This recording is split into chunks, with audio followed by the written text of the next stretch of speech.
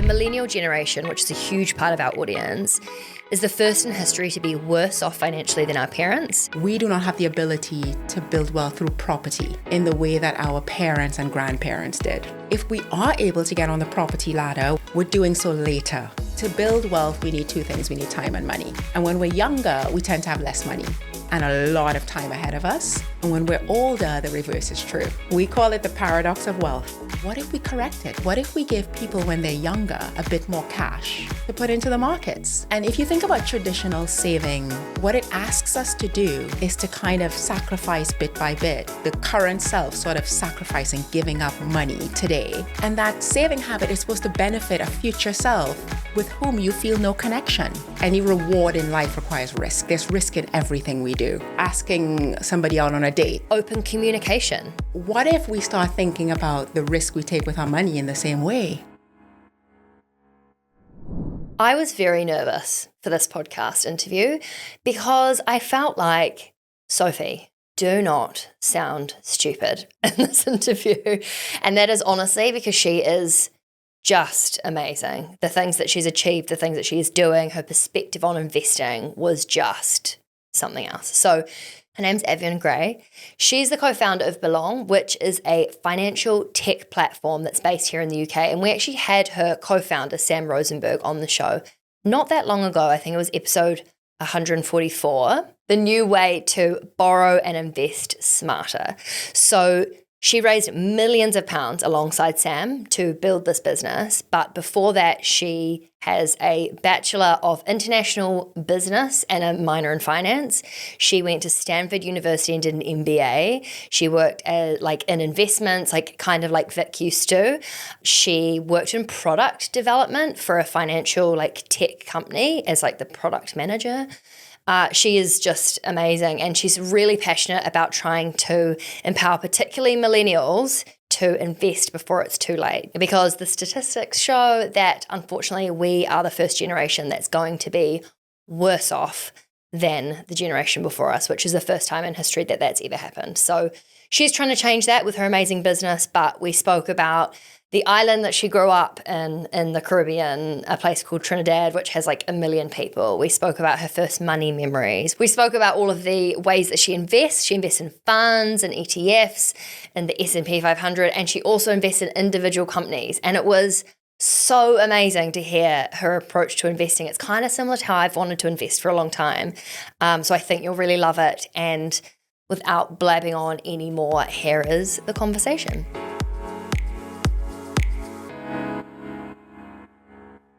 Okay, I know I've said this off mic, but I do just need to repeat it.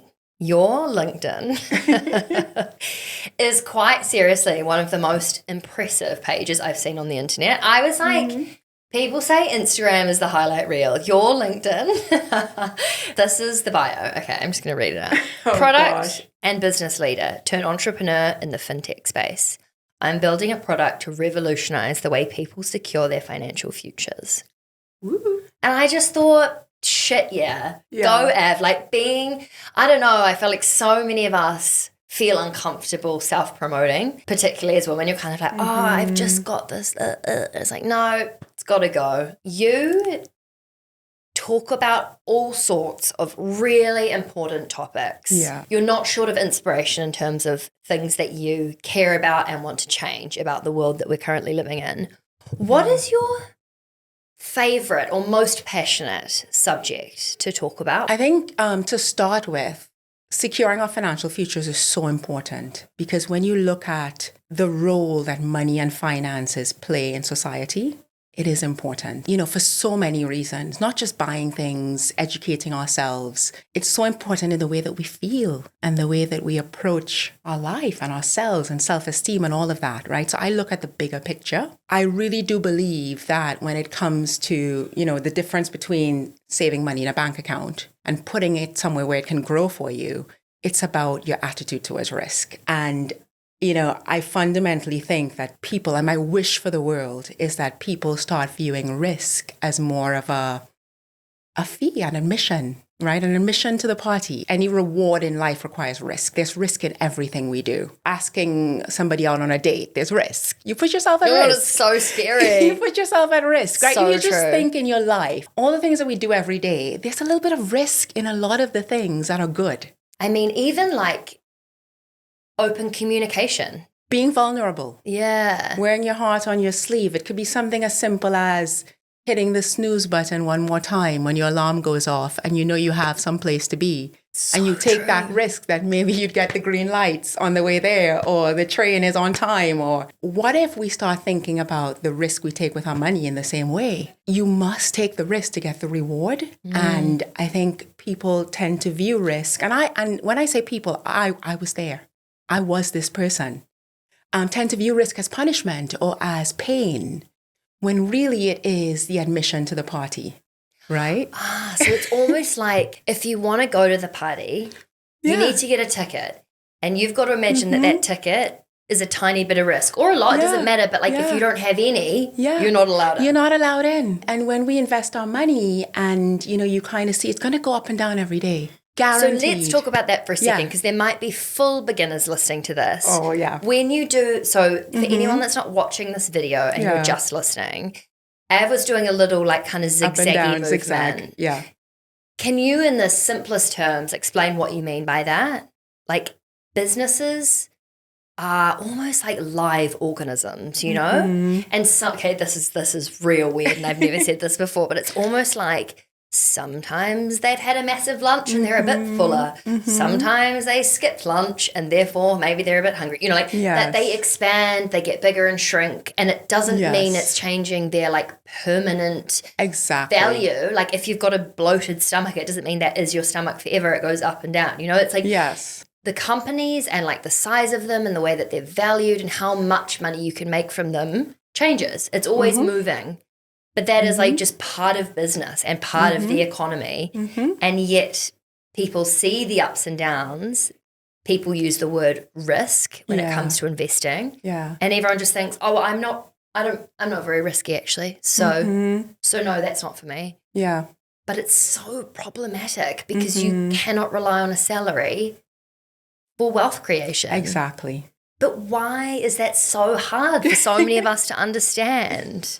Oh, gosh, I think, what you were saying about going up and down, when you understand it, because you have a company that could be fundamentally strong. That company doesn't change from day to day. But on the stock market, you have people buying and selling their stock every second of the day. And that's what causes the price to go up and down. Because on any given day, if more people are buying than selling, it's going to go up a bit. And if more people are selling, it's going to go down a bit. But the fundamentals of the business are still strong. And that up and down every day, notching up and down, could be reaction to a piece of news. And often it's a piece of news that isn't even directly related to the company, but directly related to the industry that the company is in. It could be a competitor. It could be something that affects the company, something going on in the macro economy, in the broader economy, that affects kind of the stock price and just investor sentiment that day towards this company. Let's use an example. Yeah. So let's look at what is a company that you really like? What's a company that's listed, a public company people can buy shares of? It doesn't have to be related to like really anything. What's a company that you quite like? Let's go with Apple. Okay, Apple. Apple is a company that sells all sorts of electronic products, right? There's phones, there's laptops. That doesn't change from day to day. No. The company still functions in the same way. Yep. Unless something's gone absolutely horribly wrong. Horrible, they're fully closing down. But generally, on a Monday, Tuesday, Wednesday, Thursday, Friday, you can wake up and assume they're still selling MacBooks and iPhones. Yes. However, if you go and look at how that company Apple is doing on the stock market and it's gone down a bit or up a bit, it's not necessarily because there's a huge change happening in that company, right? Right, exactly. And it could be a piece of news about Nokia or a piece of news about... What a blast from the past. Sorry. I used to have a Nokia. That's a stretch. Wow. Yeah. Or it could be a piece of news... Imagine if Nokia made a comeback. Yeah, exactly. Would you get my drift? Yeah, It could be a piece of news about semiconductor supply. Okay, right? not many people know what that is. So a component that goes into the iPhone. It could be a Yes. piece of news that says, there's going to be a shortage in supply of an element that goes into one of their products. Or let's just say, this is totally random, but let's say there was a huge manufacturing error with one of the versions of the MacBook, and all of them are needing to be recalled, and they're going back because there was a fault in it. Yeah. That kind of doesn't look that great, right? Yeah. It sort of looks like, oh, maybe there is a problem with this tech. Maybe they don't know what they're doing. And so what you mentioned before about like investor sentiment, a lot of people might see that news and think, oh, I don't trust Apple. I'm going to take some money out of that. Yeah. And that's what caused the price to go down. To notch down that day. And it's usually just tiny notches, just up and down, on the back of some of these things. And sometimes it could be some other things, more like broader economy news that may not only impact Apple, but the entire market. So the entire market might be down a bit one day on the back of news about interest rates or instability in some part of the world or anything like that. And I think if you don't know that part and all you're looking at is Apple and Apple's gone down and you don't have the context that every public company that people can invest in is down a pretty similar amount, that could panic you. Yeah.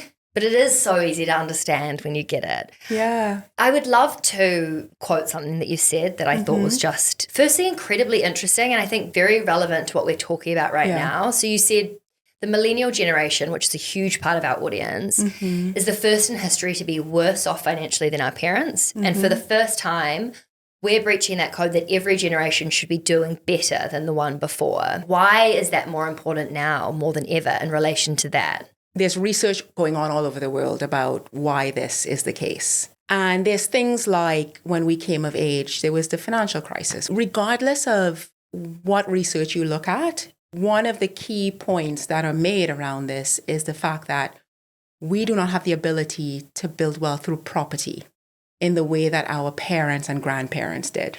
And that is just a fact. So generations that came before us largely used property to build wealth. So you bought a home, you sort of used your mortgage or kind of the equity that you're building up in your house as you repay your mortgage as your mechanism for building wealth. And you retire and then you downsize, right? So you sell this bigger house, you have all this equity built up because now your mortgage is probably paid off. That's your nest egg. For retirement, whether it's to bequeath some of it to your kids or just to take care of yourself during retirement. And if you look at what property prices did in the 80s and 90s, just in general, those generations had a really nice appreciation in property prices that we are not seeing today. Well, yes, I think there's two things, right? There's definitely the fact that the rate in which property is, like increasing in value and becoming more valuable and therefore people making money through property has slowed. Yeah. But also, who has 300 grand to put on a deposit? That's the other thing. And I know that they say, it's always relative to every generation, but I don't think it must not be. It's almost impossible on even a really good salary to be able to put away that much money at a point in time that you can then buy young enough to make those gains in property. Like it just all of a sudden I had that penny drop moment of course. Yeah. And so it's that we're excluded. We're being excluded. And if we are able to get on the property ladder, whether it's through saving up or inheriting some money, we're doing so later. And there are statistics around this. So if you look at the boomer generation, at age 30, something like 58% of boomers own their own homes. For millennials, that falls, it's cut by in half. Probably around 30% of millennials own their own home at age 30. And I think what we're not doing is replacing that with anything at a fast enough pace to sort of fill that gap. And so for anyone who doesn't own property, just to explain as well the reason why, and this is, sorry if this is super basic, but when you leverage, like when you borrow money from the bank, you're earning returns on all of that money, not just your deposit, not just the money you put in initially. And so this is obviously leading to an incredibly amazing fintech platform that's been started in the UK. But it's true. When you're older, you don't have much time and you've got a lot of money. Exactly. And when you're younger, you have no money and hopefully a lot of time. We call it the paradox of wealth. Yes. So annoying, isn't it? Yeah. Like if I could invest my entire paycheck, I would be doing that. And I would be so sweet, but I just can't. Yeah.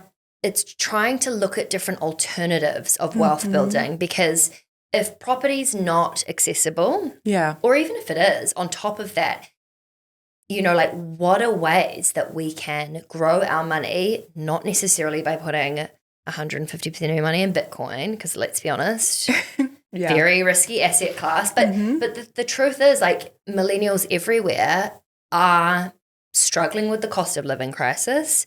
Lots of people can't get into property, and it can feel really disempowering putting 5 or 10 a week into the stock market. You know, it's not a lot. Yeah. So it can feel kind of like, oh, I know I need to be doing more, but I can't. No, I totally get it. And these are things that I battled with as well. And there is something to be said for every little bit counts, because it came out in our research that people felt like the little bits that need to add up just aren't enough. It doesn't feel significant enough. I know, in a but sense. I just don't feel that excited about a small amount, you know? I'm like such an all or nothing gal. I struggle with it. Oh, okay, right. So essentially, in 2022, you and your amazing co-founder, Sam Rosenberg, Samantha, who has actually been on the podcast before, you raised nearly £3 million for Belong. Firstly, congratulations, because that is an enormous amount of money to raise. And I mean, we did $500,000 and it was such a grueling, emotionally draining, mentally exhausting journey. So firstly, like, what was the intention when you were like, okay, this is an idea, this is how much we need? And then I'd love to go into after that, like some of the things that you learned and like biggest tips for anyone that might be wanting to think about starting a business at some stage. Yeah. Because I think if I like zoom out into Sophie 5 years ago, who I imagine there's a lot of people listening who have never thought about founding a business, have never thought about business in general, and probably the main reason they always thought that was never for them is because they don't have any money to start anything. You know, and even if you're not a capital or money heavy business, paying for an accountant or it adds software, up. like it adds up, you know, and a lot of people don't have any spare money. So like, can we just speak about that for a second? Because the stats around women who go for funding is less than 2% for women and 0.02 to 0.03 for Black founders. So it's pretty horrendous. It's horrendous. So there's really two ways to start, or let's say to fund a business, a new business. It's either you bootstrap, what we call bootstrapping, which is paying for everything yourself. I hate that term. Do you know what it makes me think of? It makes me think of Pirates of the Caribbean. You know, there's like some like bootstrap Bill or something, and he gets sunk to the bottom of the ocean. Every time I hear that, it just sounds so intense. It does sound intense. So you pay for everything yourself. So you wipe out your savings. I know a lot of people keep their day jobs to help fund their startup, their entrepreneurship, or you raise money from investors. So it's sort of just those two ways. I think if you take a step back, the idea has to come first, right? So developing the concept, the idea, the plan for the business. It doesn't need to be fully fleshed out. But, you know, what we did early on was just start testing the idea with people in the industry, people we respected, people who we felt would have a view. Just testing, just talk to them for 10 minutes and pitch it, right? What do you think about it? And it started kind of like getting its own legs. You have to be solving a problem, right? That is meaningful, that is impactful, that is big. And I think most of us who start businesses want to grow a successful business. And to do that, there has to be a need. And then you need money. You need money to do just about everything, right? You need money to hire people. You need money to build, you know, an office, raw materials, regardless of what type of business it is, it's going to need capital. And also paying yourself. Like, I hate this idea that just because you work in a business or you founded it, like, oh no, you should be taking £10 or $10 a week. You are working, hopefully, full time in a business because you see, as you say, like the potential to really like make a huge change, and what you're building is is needed. Therefore, you should also be remunerated for that and whatever you can afford based on what's there. But I just think that, I mean, I went to an event yesterday at Google and I was speaking to this woman who was wanting to start a platform for complex trauma therapists, matching them. You know, it was it was such a cool idea. Anyway, she's working her day job. She's bootstrapping. And she's working in the weekend and she's totally burning out. Yeah. And it's such a shame because the world needs something like that. Yeah. But without money, it's very hard to make it happen. Yeah, and the money is there, right? There is capital out there. For the right idea. For the right idea, the right team, there is capital for us to go out and tap into. You really need to just develop the idea in a certain way, get it to a certain point before you start speaking to investors. And I would also say, you need to be incredibly passionate about whatever the problem is you're solving because it's definitely hard work, but it's so rewarding, isn't it? Like for you to be working in Belong and to be actually creating a product that's going to hopefully change the financial position of millennial people everywhere. Like how amazing. Yeah. It's so cool. Do you know what? I was reflecting on so if you haven't listened to the episode with Sam, the whole concept, well, one of the concepts and one of the products that you can do is essentially getting almost a loan, kind of like you would with a house, to put into the stock market. Yeah. So it's kind of like you're sort of leveraging or getting access to more money to invest because you know you want to put it somewhere, just like you do with a house. Yeah.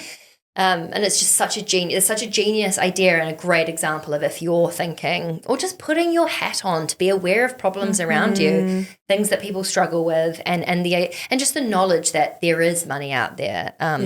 Because at this event yesterday, there was this guy who got up and spoke and he was really amazing. I actually would love to get him on the podcast. He was talking about how the world just needs more women in business and we need more women in positions of power. We need more money in the hands of women. It was like really interesting to hear a guy stand up and speak about it. But he said, you know, like whilst, yes, the statistics are so low for women getting funding, if he, like he says he gets like, you know, 6,000 pitches or whatever a month and the amount of women coming through is so small. Yeah. So it's not just the idea that we're pitching our ideas at the same rate. It's just the fact that there actually aren't even people putting their hand up with an idea to do it. So hearing stories like yourself is really important, I think, just for representation that this is a path you can go down if you want to. Yeah, absolutely. I'd love to move on to just a bit more about you and who you are and like what your experience was with money because we know big picture how you feel about the world and the state of which our entire generation is going to be like a lot worse off than, you know, and it's kind of something we've never seen before. But your own personal experience, can you give us an idea of what your childhood was like? Yeah, so I grew up in the Caribbean. Hopefully you hear the accent. I tried so hard to hold on to it. Good. I always tell people like not when I was a child, but I moved to the US to go to college. And when I first got there, I would try to shed my accent. Like I would try to like classic. I mean, 2 months in, I had an American accent. I wish I could do that with the UK. Just trying to assimilate. But now I try to hold on to it. So where in the Caribbean did you grow up? Trinidad. Okay, Trinidad. Amazing. So just off the coast of Venezuela. It's an amazing place. It's a small island. It's 2 islands, Trinidad and Tobago. 2 islands, 1 country. Extremely ethnically diverse. Really? I like to think it's probably one of the smallest places on earth with so many ethnicities that are indigenous to the island. Really? So amazing. There are Black Trinidadians. About half of the population is Indian. There are Chinese Trinidadians or Indian Trinidadians. It's just a beautiful place. And they all talk like me, which is amazing. It's so unique. Yeah, it's so unique. It's so unique. Grew up in a family of 4 girls. So I have 3 sisters. I'm in the middle. And I was not raised with tons of money. So we were just probably a lower middle class. We had enough. So we had our essentials, but we didn't have a lot of luxury. My dad was in insurance and my mom was sort of an entrepreneur, did a lot of businesses out of the house. And what kind of businesses? So everything from hairdressing to sewing. She eventually trained as a chef and went into catering and kind of stuck with that. And we had the essentials. So we had everything we needed. We had food. What do you mean by that? Yeah. Yeah. So we had, I don't know what it feels like to be hungry, right? So we had, 3 square meals a day. We had the clothes that we needed. We went to good schools. So my parents spent whatever money they had to put us into private school. So we went to what I would say is the best private school on the island. And my dad worked really hard to pay those school fees. 4 kids. For 4 kids. Gosh, I just don't That understand. was his pride and joy.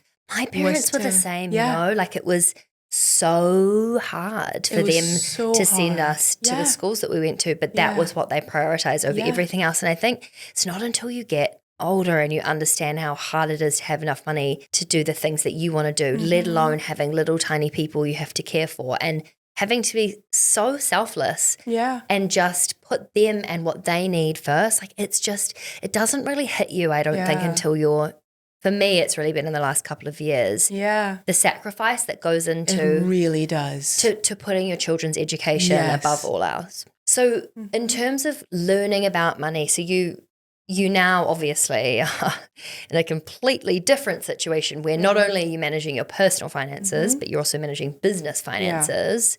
Where did those learnings come from? It's a bit of a funny story, actually. If I think about my first memories of money and money management, my godfather, when I was a child, we were inseparable. I had this amazing godfather. So cute. Who was best friends with my grandmother. And he didn't have kids of his own. So my parents decided to make him my godfather. And my heart it was the best decision ever because I became his child. I have my earliest memories of I learned a lot from him.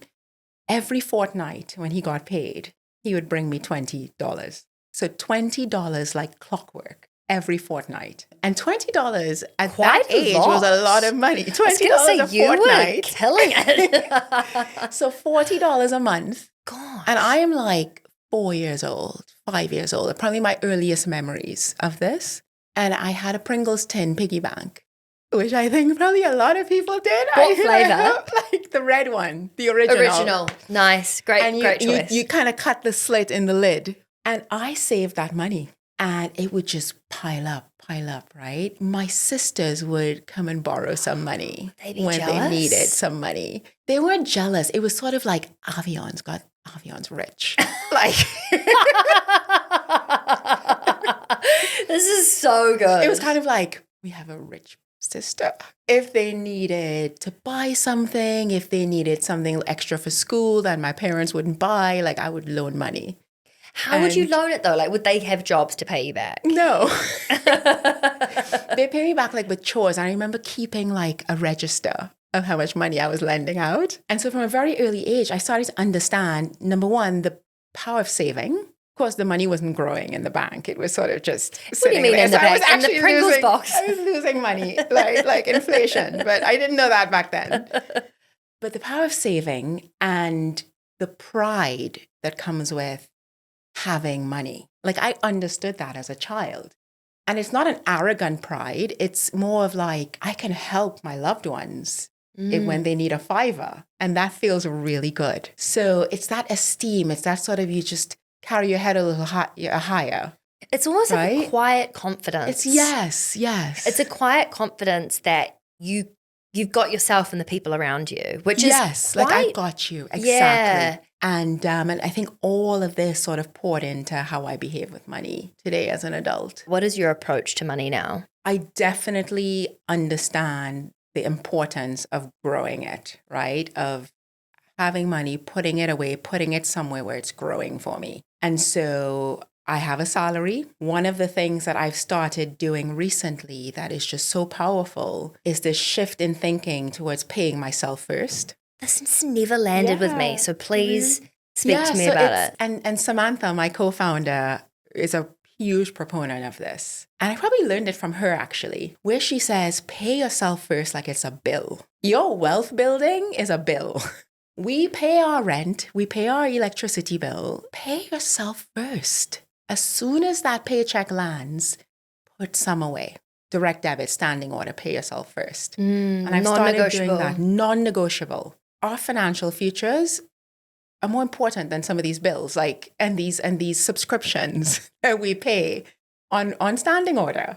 Okay, that landed. The idea of what's more important, you and your future or Netflix? Or watching Netflix. Giving your money to Netflix over yourself. Yeah. Or giving your money to the cafe down the road instead of yourself. It's the idea, it's not just what you get from it, it's the fact that you have a finite amount of money. Prioritize yourself. Yes. And so now I have of course on Belong, I have a top-up that comes out of my bank account every month right after my paycheck hits.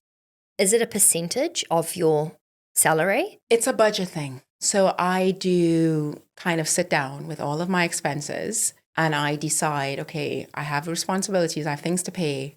What can I afford to set aside toward my wealth building? And I have a number. And I'm hoping that as time goes on, that number increases. I definitely don't want to put myself under strife to do it, because then if you're extending yourself too much to do it, you're more likely to stop, right? So it has to be a nice, comfortable amount. And so today, part of that amount goes towards just a top up going directly into my Belong account. And part of it goes towards paying off my Boost loan. Could we explain Boost loans for anyone that's listening that doesn't know what you're talking about? Yeah.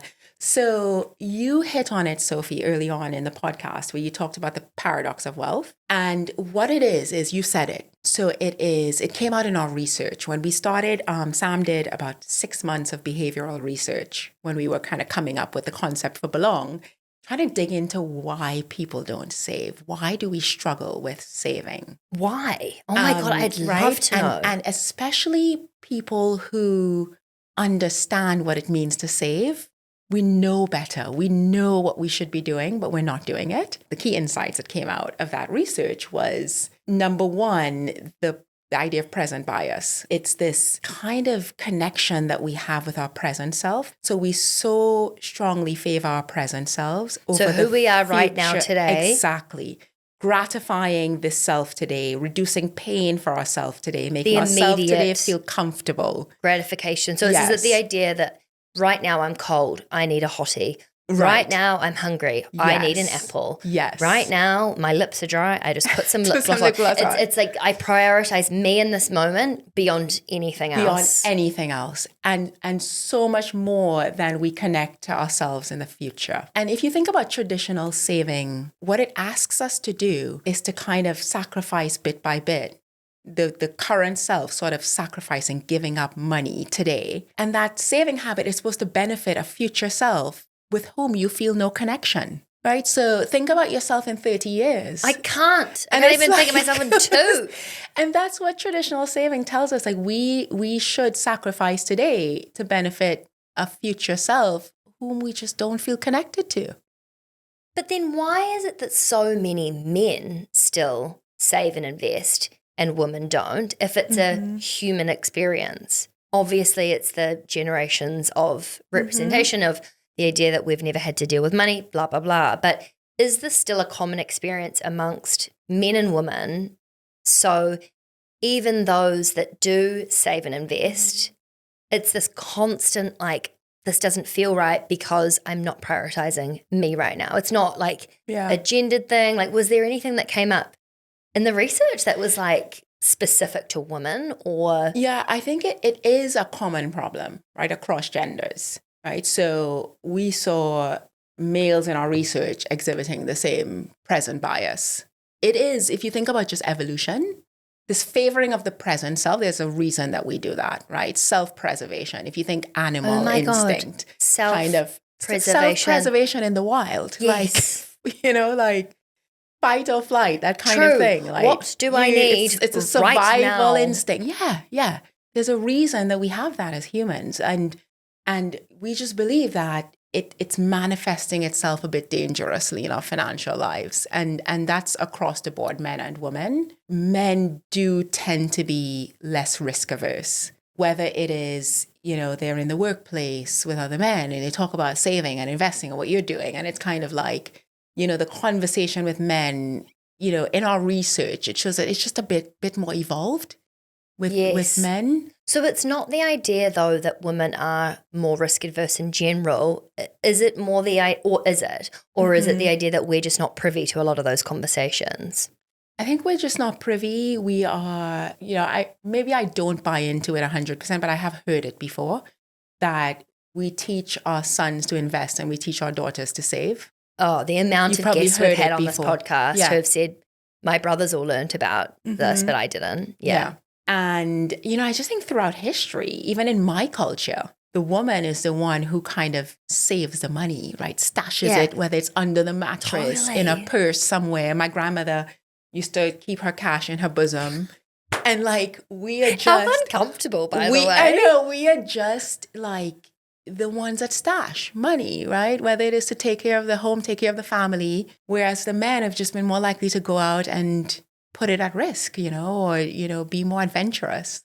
I just really struggle with the words put it at risk. And I love, kind of brings things right back to the start of this conversation when you said the word risk needs to be rebranded massively. Because even when you said it, I pricked up. I noticed a reaction. Yeah. But I'm on board with investing. So it's I don't know. I feel like the idea of just risk, I wish it wasn't even referred to it in that way. Maybe we need a new name for it. I think we do. I think we do as well. Let's workshop this. Yeah. Maybe if anyone has any ideas, please let us know. Otherwise, we will work on this behind the scenes. Yeah. But just quickly back to the paradox and the boost loan. So the paradox is that to build wealth, we need two things. We need time and money. Money needs to compound and grow over time, over the long term. And when we're younger, we tend to have less money and a lot of time ahead of us. And when we're older, the reverse is true. So we designed the boost loan to correct that paradox. And it's very much patterned after a mortgage on a house. And we just said, look, what if we correct it? What if we give people when they're younger a bit more cash up front to put into the markets, to allow that to grow and compound over time? Because if you invest twice as much cash, it's going to grow twice as fast. So if you invest £100 and it grows 10%, that's £10. If you invest £200, it grows 10%, that's £20. So just on an absolute money basis, twice as much money grows twice as fast. And so that's what the boost loan does. And it's a low interest loan that you can pay back every month. It all goes into the market and then you pay it back every month out of your pocket. One of the things that Vic has always spoken about, she always says, don't invest what you're not willing to lose. Right. Which I think in itself really exacerbates the idea of risk. What that says to me is, and this is when I first started learning about investing, this was kind of what I thought it meant was, okay, well, don't invest if you plan to never see that money again, which I think is kind of I don't know, the more I've learned, the more I kind of disagree with it, because I don't believe if I put money in the S&P 500 for a long period of time that I'm never going to see that money again. If the economy is absolutely down the toilet, I'm probably packing a bag, bigger fish to fry, and running into a cave somewhere. Do you know what I mean? So for me, I'd love to hear your kind of rebuttal to that, because what you're essentially saying is actually invest more than you have because your returns could be greater. So can you speak to that? Yeah. I agree with you, Sophie, on the don't invest what you're not ready to lose. I think it's overstated. There are some investments that could go to zero. There's some things with crypto, all of these things that can go to zero, close to zero. But I really think it's asset specific, or what you're investing in. Like you said, if you put money into the S&P 500, the chances of that going to zero is very slim. It's not happened in history. And so I do think it's a bit of hyperbole. What we're saying with the boost loan, though, is yes, we're loaning you the money up front, but we're doing so based on an affordability assessment. The size of the boost loan that you want to take, and you can borrow up to 1 times your cash. So if I had 10,000, I could get another 10,000. Right? Oh, that's not too that's not outrageous. You're not borrowing 4x your cash like you would with a house. 100%. Right. Like with a house, you put down 20%, you borrow 80. It's 50-50. And whatever size boost loan you want to take, we make sure you can afford the repayment every month. So on a £10,000 boost loan, you're going to be paying back something like £200 a month for 5 years. What is the minimum that you would need to get a return in the stock market to pay that off. The interest on the boost loan is 6% fixed today. The stock market is proven to return more than 6% over the long term, right? So with the boost loan, you don't invest in individual stocks. You invest in the broad market index. So indices like the S&P 500, which over the last 10 years have done 14, 15% a year. So there's a lot of people listen to this podcast that aren't necessarily in the UK. They are all over the world. Yeah. So Belong is only available in the UK now. Yes. But hypothetically, you could think about this in the same way, right? Whether it was loaning money from a bank, from your parents if they have money. The concept is essentially paying off a loan, so interest that you have to pay off for more benefit. That's kind of the general concept here. Yeah. So I guess maybe it would be best to speak more about the kinds of things that you personally invest in, for example. And even maybe we sort of sidestep the idea of the boost loan and we look at what you actually put in the market and why you choose those things. What is in your portfolio? What index funds or ETFs, where do you put your money that feels, because you have got a loan, so you almost are doubling down on your confidence in what you're investing in a way. Yeah. So I'd love to hear, what do you invest in? Yeah, sure. So personally, I put my money in the S&P 500. So my money that's with Belong is in the S&P. So my cash and my boost loan. And the S&P 500 is? So the S&P 500 is an index of 500 of the largest companies in the US across all different industries. So it's very diverse. So you have a bit of Apple, Microsoft, Delta Airlines, like Walmart, McDonald's, you name it. So they take all of their stock prices and they kind of smush them together into one index. So the price of the S&P 500, as it moves every day, it reflects all of these underlying companies' share prices. It's a great way to just diversify and buy the entire US market. And so you don't invest in the UK market or other more niche funds or anything? Not today. So I do that on Belong. And then I also do a bit of stock picking. Oh, cool. Yeah. Can we talk about that? I'd love to hear how you pick stocks or the kinds of things you're interested in. Yeah, I'm a big proponent of diversification. So, the S&P 500 investment on Belong with my boost loan is sort of my long-term, very diversified pot that's just going to grow and I'm going to continue boosting.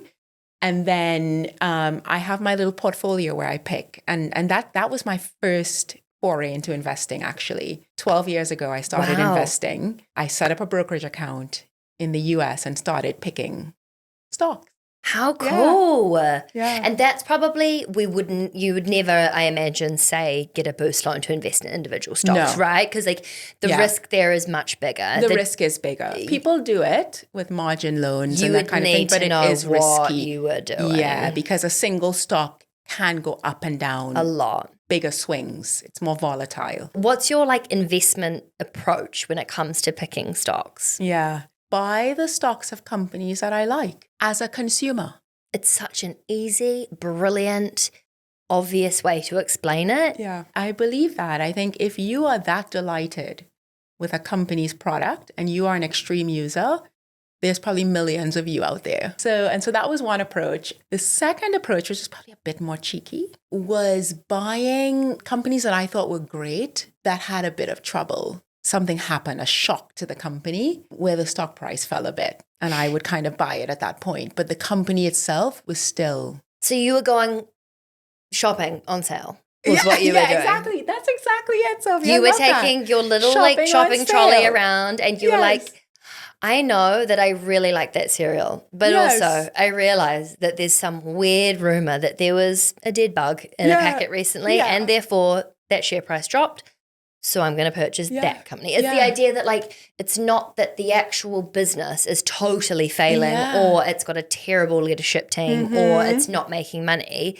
It was almost superficial hits to the share price. Right. Is that kind of what you would do? That's kind of what I was doing. I love doing that, by the way. I did that with Netflix. Right. And I made so much money. Yeah, because something could happen. It could be some scandal, some executive scandal. It could be something like that that doesn't really impact the fundamentals of the business, but the investor sentiment changed that day or that week and everybody started selling. I love that. It's kind of like I think it's Warren Buffett or is it Charlie Munger had a quote that said, be greedy when others are fearful, and be fearful when others are greedy.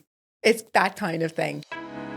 Vic and I just popping in here to just say hello. And also, I love the way that Avion is explaining how she invests when a stock takes a dive, you know, like a piece of news comes out. Which they do all the time. And investors react and pull their money out. And then you have potentially a buying opportunity. And this is something that we've seen actually just last week, haven't we, Vic? Yeah. With the AI space and everything's going on there's been a lot of stocks diving, a lot of stocks rebounding, a lot of opportunities that we could really get on board with and take advantage of. And you know what? The stock market is the only place that when prices go on sale, everyone runs for the hills. So it's great to have a place like the Investing Club where we can talk about how we don't run to the hills. We run towards the cheap prices and we buy. We go on a shopping spree. We go on a shopping spree. We take advantage of those incredible opportunities. So, yeah. And yes, with the club, because, you know, navigating what's happening in the world of investing or the stock market and a lot of that news can be overwhelming and it's hard to wade through like what to do when stuff like this happens. That's exactly why the Investing Club exists, so that we can all break down like what's happening in the news. We can all share what we're doing. Like, are we buying? Are we selling? What's happening? So if you're interested in the way that Avion's talking about how she invests and you're thinking, this sounds really fun, but I kind of don't know where to start with the Investing Club. We will put some of the details in our podcast show notes. See you there.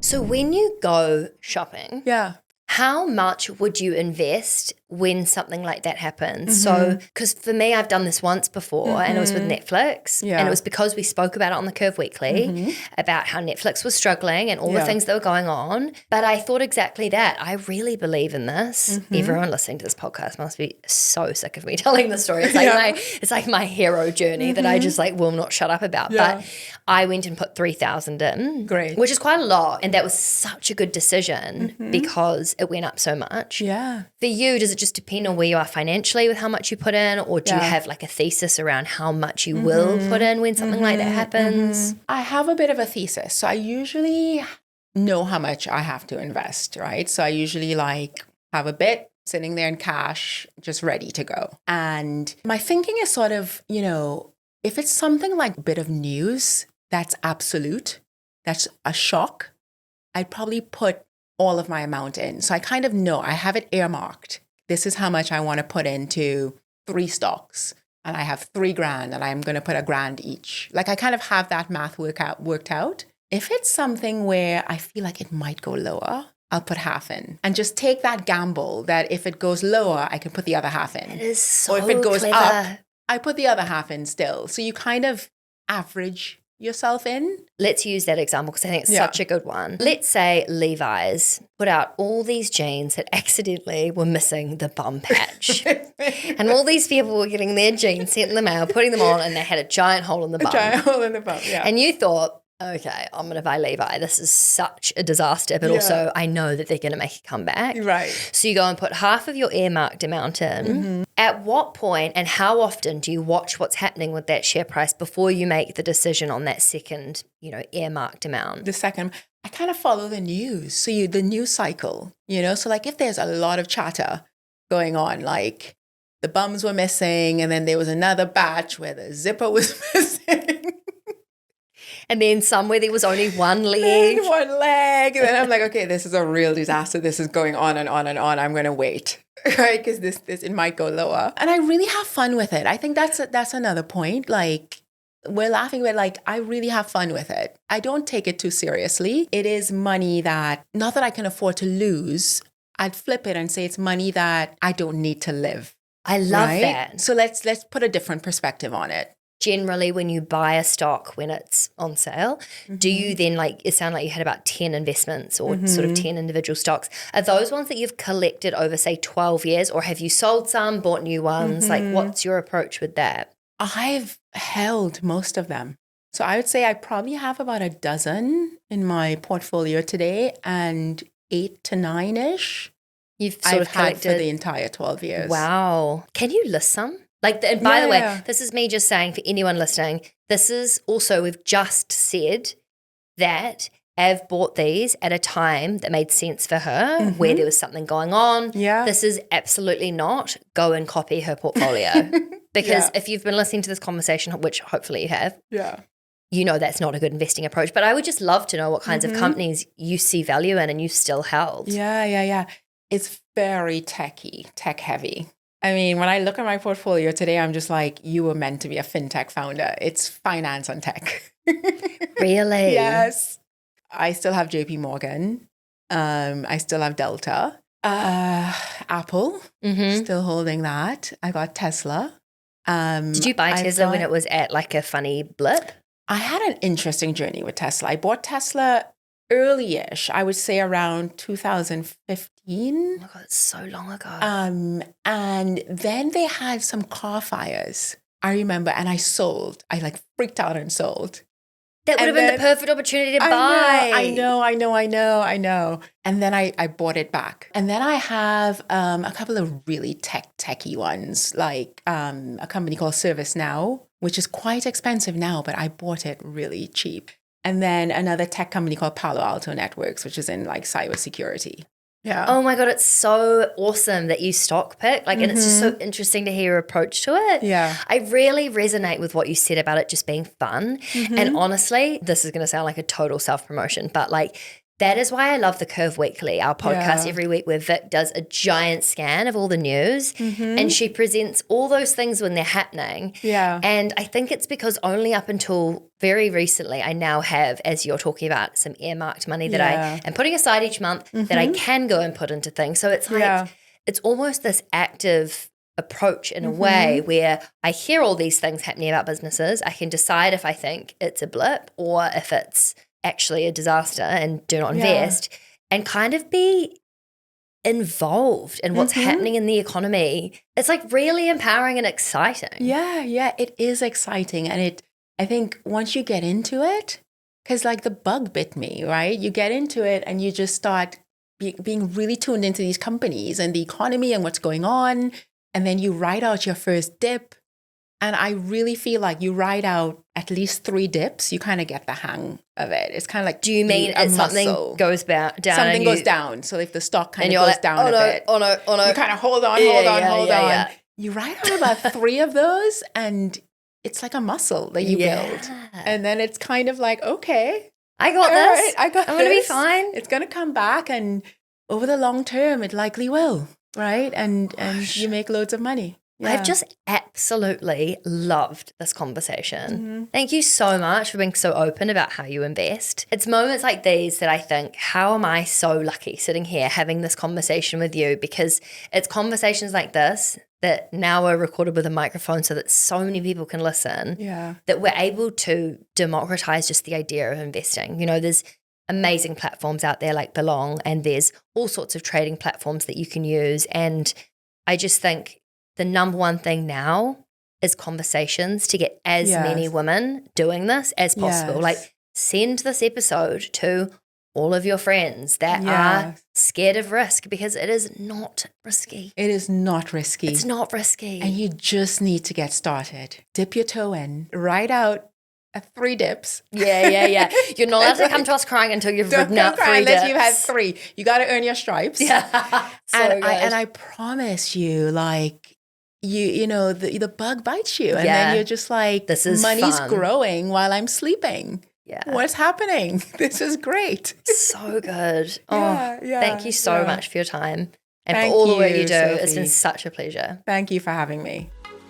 Thank you so much for listening to Raising the Curve. These conversations are designed to teach you everything you need to know to be better with your money, from saving to investing to talking with your friends about your salaries, all of that stuff. And if you like what you heard, we would love if you could please hit subscribe wherever you're listening and leave a comment. Let us know what you thought about the episode. And it only takes 1 second and it would really make our week, our month, our year. Yeah. So please do it. Okay. Love you. Bye. Okay, quickly. The Curve was created to empower and educate you about investing, but we are not financial advisors. Our platform exists for educational purposes only, and it doesn't provide personalized investing advice for your individual needs and should not be relied upon to make an investment or financial decision. And always remember to do your own research before making any investment or financial decision. We're here for any knowledge and support you need, but the final call is always yours. And thanks for being here. You got this. Yeah, we know you got this.